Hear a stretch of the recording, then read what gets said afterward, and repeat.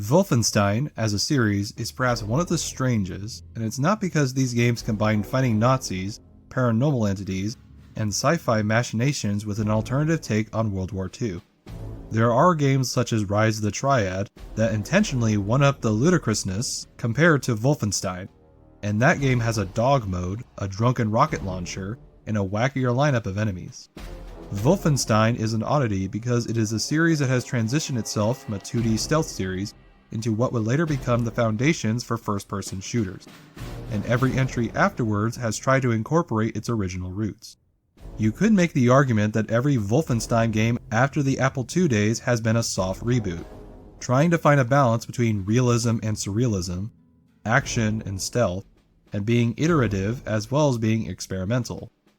The gameplay, as much as the tone, has been in a state of constant flux that would normally leave audiences questioning the series' identity. Even as far back as Wolfenstein 3D, it had originally planned to incorporate stealth mechanics, but due to engine and time limitations, the concept had to be scrapped. Return to Castle Wolfenstein, much like the name itself, is the first attempt for a modern developer, not id Software but various studios like Grey Matter Interactive, to take the series back to its roots, and it's not a game without its own flaws. What is notable about this title is that ever since Return to Castle Wolfenstein, this series has exchanged hands on various ideas, some with better execution than others. However, we're not going to be talking about those changes. Instead, we're going to return to the return of Castle Wolfenstein with a mod that aims to revitalize the experience. Real Return to Castle Wolfenstein and its associated add-ons. If you desire a review of the vanilla experience, then I have a written one already available. This video will focus mainly on the mod's experience, but I will also include an overview of the game itself. Finally, in case you are wondering if there has been a major update for the mod since it has been available since 2017, then sadly no. However, I cannot think of a better example to start off a series of modernizing classic games with mods. Besides, if Machine Game's latest entries don't jive with you, then there's no better reason to replay this game with some new additions for fans young and old.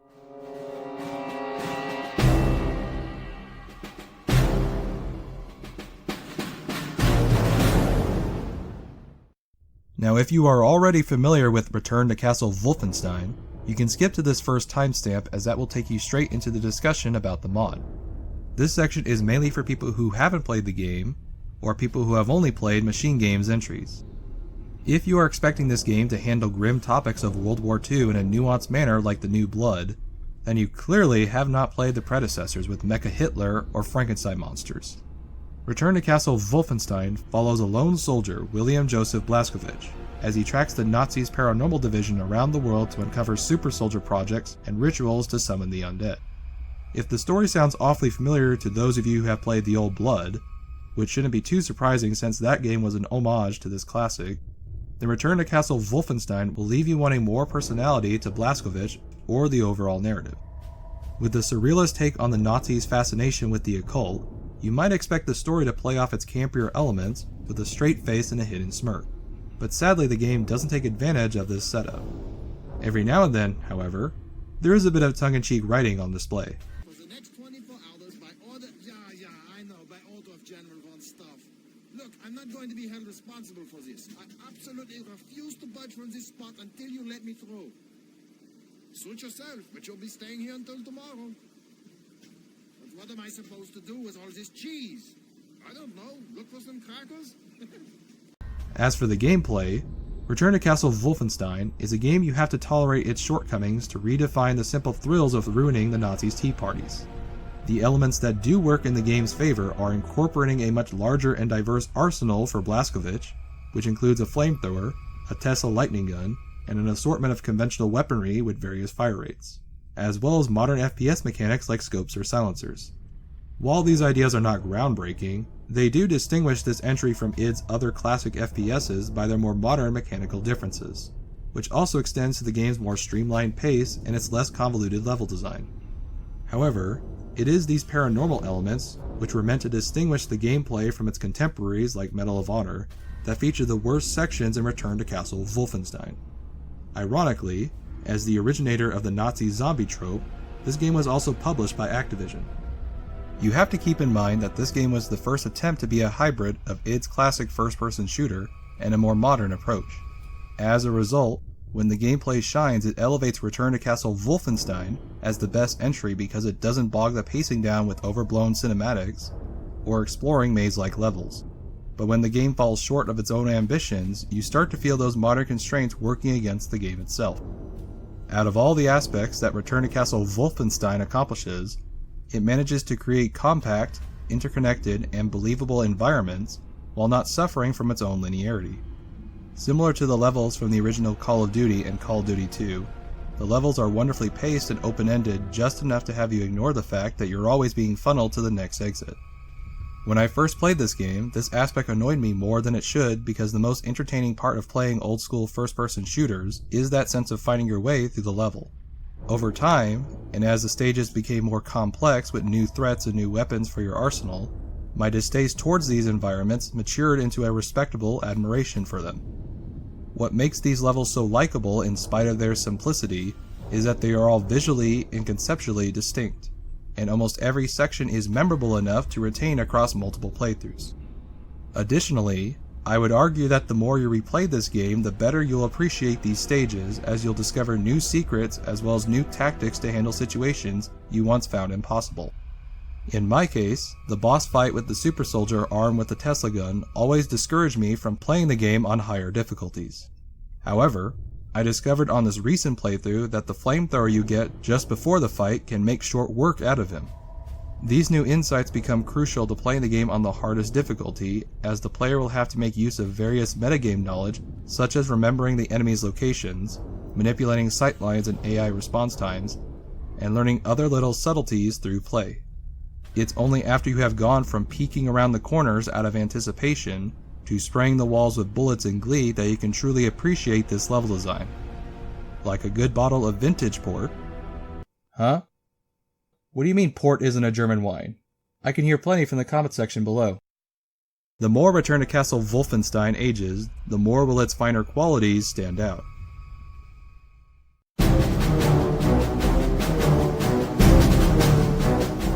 Acting like an instant aging process for wine, or maybe that's my hangover talking after taking something too strong.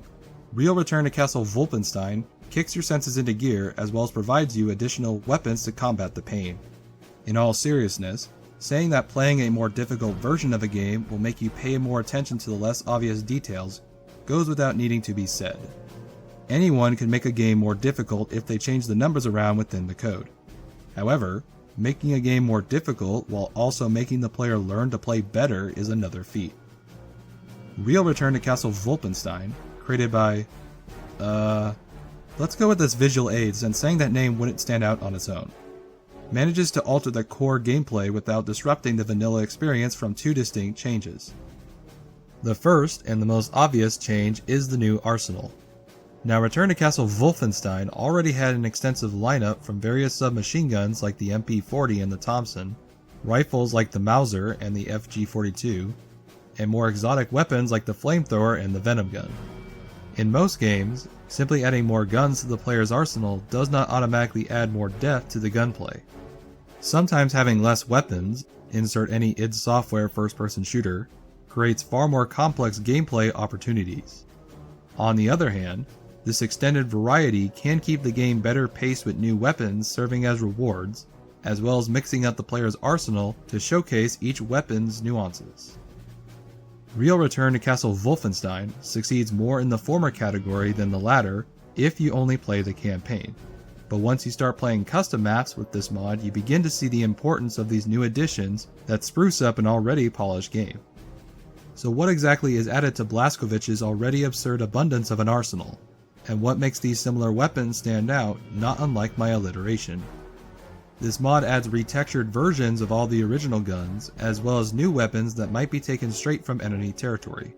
These weapons in the original campaign include the M1 Garand, the STG-44, the Bar, the Gewehr 43, the MP-34, the Winchester shotgun, and a revolver that some gun aficionado will probably tell me its life story since I don't know its name.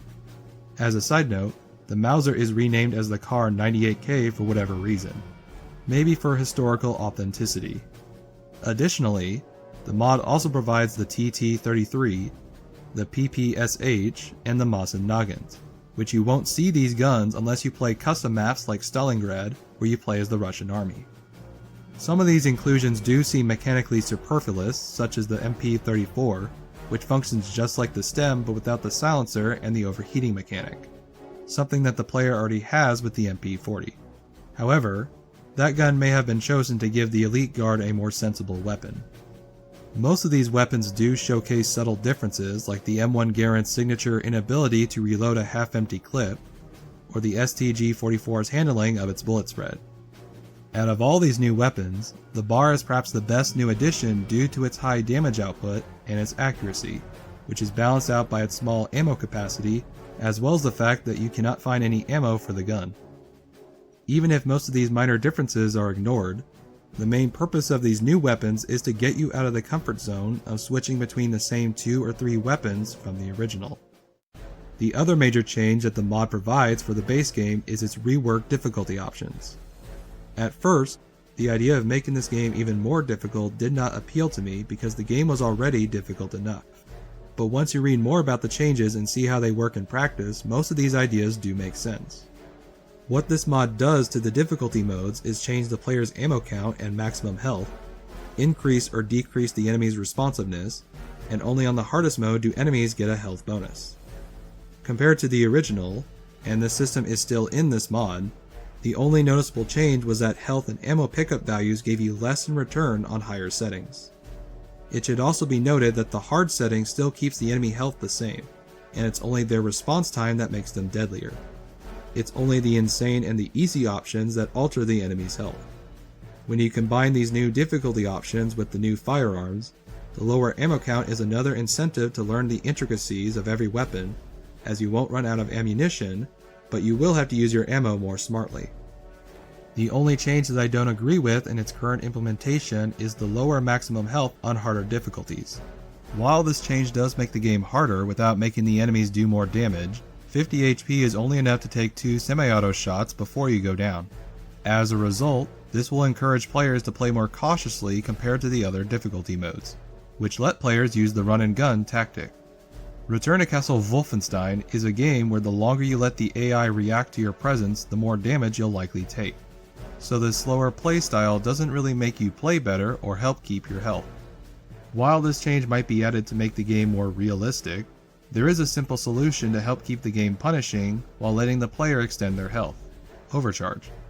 This feature sort of exists in the base game, as you can use small medkits to go over 100 HP. But this feature feels more like an afterthought since you can only use this one resource to extend your health. Unless there is something within the code that prevents this mechanic from working, implementing overcharge when your health reaches over 50 would help keep the insane difficulty punishing without making the mode inaccessible or disrupting the rhythm of the base game's combat. Outside of that one fault, there isn't anything specific to the mod worth addressing. The difficulty spikes of the base game are still present, but the upgraded assortment makes those moments easier to grit and bear. If the base game is not enough to get your mileage with some weapons, such as the revolver, which is given too late into the game to warrant using it during the campaign, then the mod author has also compiled together 7 map packs compatible with this mod from various other modders. Unfortunately, as appealing as the idea would be to review each add-on, my luck wasn't favorable this time around when it comes to modding, as I ran into a whole host of problems.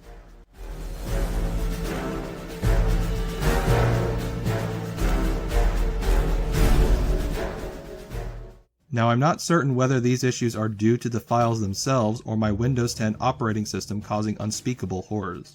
Some levels would not load their textures properly even after I re-downloaded the map packs, and other levels were also so dark that I could not find my way around even after turning up my brightness settings. This first problem was found exclusive to the flying saucer in the Hidden Wolf, whereas the lighting issue was spread throughout Vendetta and Stalingrad, but it was a hindrance for Timegate. At first, I thought this problem was due to my low settings, but even after tweaking these options and adjusting them to their highest settings, these problems still persisted, which leads me to believe the files themselves are bugged and the lighting problem may be a problem with the engine itself.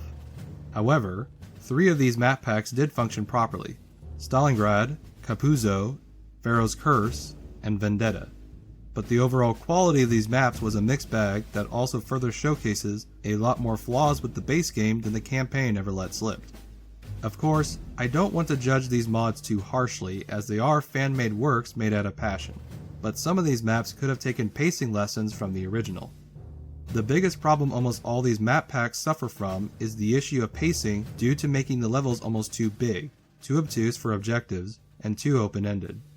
Most levels from the base game are small, intricate environments where the level design decides more of the rules of engagement rather than the players themselves. When the game gives you a more stealth-focused mission such as the town or the first real stealth mission, the environments become more open-ended with a simple goal like reaching the exit. This limitation not only makes it easier for players to digest the environments, but also for the level designers to hide how shoddy the AI is at times. In all fairness, there are levels such as in Timegate, Capuzzo, or Stalingrad that do make use of these more focused levels, and there are probably other examples within these map packs that I've yet to see. This brief explanation might make me come across as someone who thinks he knows more than the modders themselves on how to create good maps, and I can guarantee you that I do not. The point of playing these level packs was to experience what the mod is like for someone who plays this game for the first time. And I'm going to warn you now, you will want to start on easy as you learn the level's layouts. However, what did stand out to me throughout all these map packs were the amateur mistakes that overshadow what are overly ambitious levels. Why is the first switch in Timegate found inside a coffin that the player can barely see, let alone know that they have to activate it to open the door? Why does the first map for Stalingrad put you in a densely foggy area where the enemies as well as the allies are indistinguishable from one another? Why does this crossbeam in Capuzzo need to be blown up with dynamite when the player has already blown up a gate? Wouldn't the repetition make more sense if it was a similar obstacle? You might describe these concerns as being too nitpicky, but this attention to detail is what often is that extra little bit of polish that separates the rookies from the designers. Again, none of these map packs are bad, although you may want to play some of them without the real mod if these technical issues happen to you. My point is, you can definitely tell these were labors of love projects. There's no better proof of this fact than the quality of the voice acting and the wonkiness of the cutscenes themselves. This kind of quality reminds me of the old machinima days, back when that word meant the actual genre, and that low quality effort is simply charming when you realize it was in earnest. Honestly, if you wish there was more cheesy moments, then these map packs might sate your appetite, as the stiff animations and the strange camera movements make these scenes adorable, like watching little Hitler put up his paintings on the fridge. Sorry, does that sound too condescending? That image alone was too good not to make.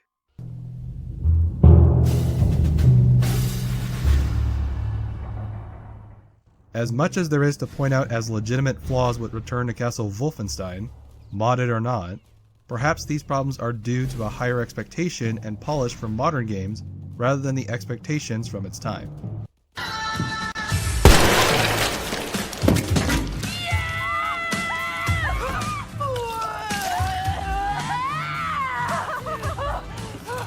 Who am I kidding? Modern games wish they could be of the same caliber, said one jaded boomer. More so than its predecessors, Return to Castle Wolfenstein laid out the foundations for the Wolfenstein series that would continue to be experimented with Raven Software and Machine Games. This review isn't even including how groundbreaking the multiplayer team-based mode was for its time, so maybe the single-player campaign simply is an excuse to enjoy an age-old American pastime of fighting Nazis. In that regard, if you do wish to replay this classic, then hopefully the real mod will make that decision easier. Like the Fatherland once said, only you can make it right.